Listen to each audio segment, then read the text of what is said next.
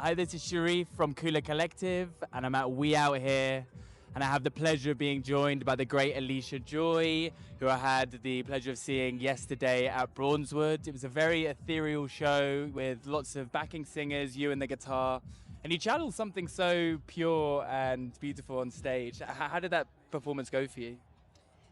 Yeah, I'm still processing. I think it's like an endless process for me of like how to integrate music, life, how to facilitate a space, how to hold myself and the singers and the audience simultaneously, and to not only meet a moment but also try and transform it and try and be within it. And I think about these things on a very metaphysical, spiritual level, and it's like integrating all of that. So I'm still processing. Every moment is a blessing to like learn and to share and to express. And yeah, it's a beautiful audience out here. It's like the best audience you can play to, music lovers. Yeah.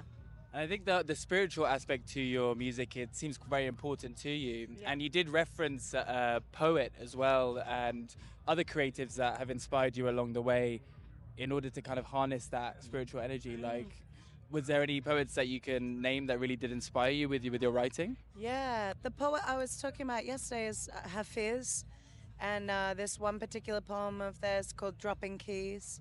That was a inspiration for a song I've got coming up. But I love Mary Oliver. I think she's one of my favorite poets in just her like rawness and realness. I'm a huge fan of James Baldwin in like how he transforms poetry into literature. I think that's incredible. And then I think about poets in like just the sense of like, I don't know, you can embody poetry in so many different ways just in the way that you live your life. So there's a lot of poets that I think about in that sense. Painters or Alejandro Jodorowsky. He's a poet in my eyes, but he's also a videographer, he's a film director. But yeah, poetry is kind of big thing in my thinking and my approach to music and life. Yeah. I mean, you're a solo artist, so you write your own music that in that sense, but you're also part of 3070, which is another project, and you also collaborate with a lot of people. Yeah. So do you try and draw similar inspiration and a similar energy for all of those different outputs, or do they vary? Is it very different? Yeah, I'm sort of just constantly drawing energy, and I think we all are, like, subconsciously, consciously drawing from our day to day lives. But then how they manifest, how those ideas manifest, is really different for each project. Like, I think my project is, because it's just me writing, it has a greater level of intimacy, I think, in the work itself, and then also how I perform that work. It tends to be a lot more intimate. Whereas 3070, because it's a collective, collaborative experience, it comes out in all different kinds of ways. And I think because it's exciting to be bouncing off each other's energies, a lot of the time that has a higher dynamic, I would say, like more leaning to more towards dance music now. There's greater improvisation and collective energy that can fire off in lots of different ways. Whereas my thing, I think, is really about like grounded energy. There's a stillness in that. And it's really fun for me to be able to like tap in and out of those two energies because they're both very strong. The stillness and the like bubbles.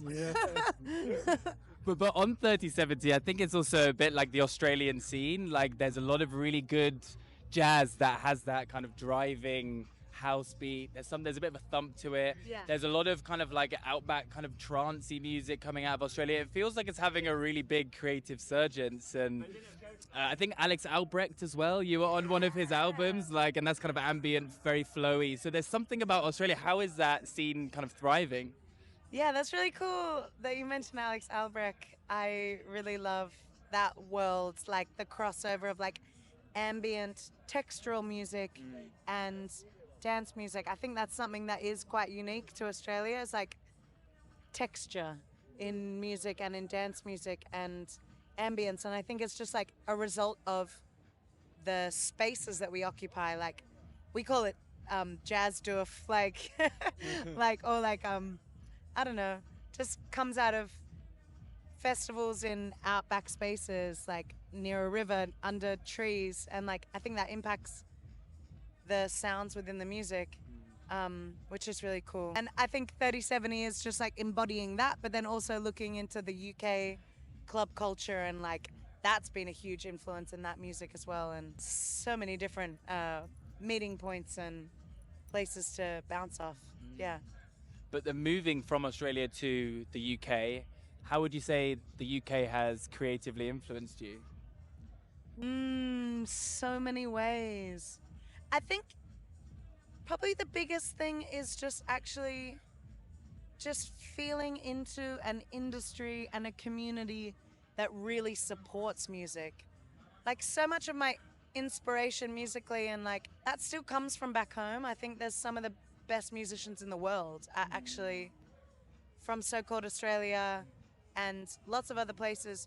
But here in the UK and in America, I think there's something really beautiful about the diversity within the industry and within the community that's inspiring, and that it's supported in a way that is not the case back home. Like there's like quite a low ceiling in Australia where like especially soul and jazz music, it's not that many opportunities, to be real. Like there is an audience out here and there is community, and there's like potential for you to actually like create a career for yourself. Whereas it's a lot harder back home. So I think musically a lot of inspiration still comes from there, but the drive and the like potential for it to actually continue and for me to sustain myself as an artist is here, if that makes sense. Yeah, that definitely does make Yeah. sense. But I also wanted to ask about, so if you have an album coming out, Yeah. and that's coming out in September, so it's September 2024, in case this is seen Yeah. later down the line. And yeah, tell us a little bit about that. Wow, this album is like really dear to my heart. I think it's like probably every bit of work you do along the way is always going to feel like your best work, but this work really feels like my best work. Just so much intention in the message and in the process of how it was all pieced together. And it's really, for me, it's unpacking my experiences of love and redefining love through a lot of different access points of literature, poetry, other artists, and a lot of deep therapy work. And I think that's like where the intimacy comes in. It's just like really subconscious, like deep diving into redefining love and accessing its incredible power to not only change my internal world, but to change how I engage in the world. And I hope that other people can access that for themselves. And yeah, I'm really proud of this album. Yeah. That's amazing. I mean, we always talk about looking forward about what's next, but if we're talking about being proud, what would you say some of the biggest things you've been proud of in your career to this date have been?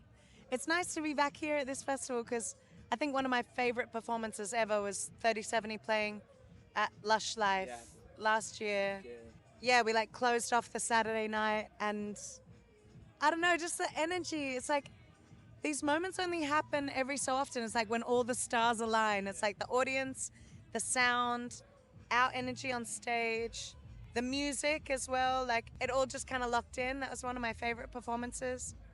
I think that album as well, Art Make Love, is like really one of my favorite works. It's really forward thinking and like different to a lot of other work that I think is coming out, and I'm really proud of that. And I think I'm also just proud of like the sustained journey as an artist for myself, continuing to engage in a way that is in alignment with my values is just like, that's all I want. And that's what I'm proud of, to continue to be able to move like that, continue learning, yeah, and including people along the way that I really trust and care for. Yeah. It's a really nice answer.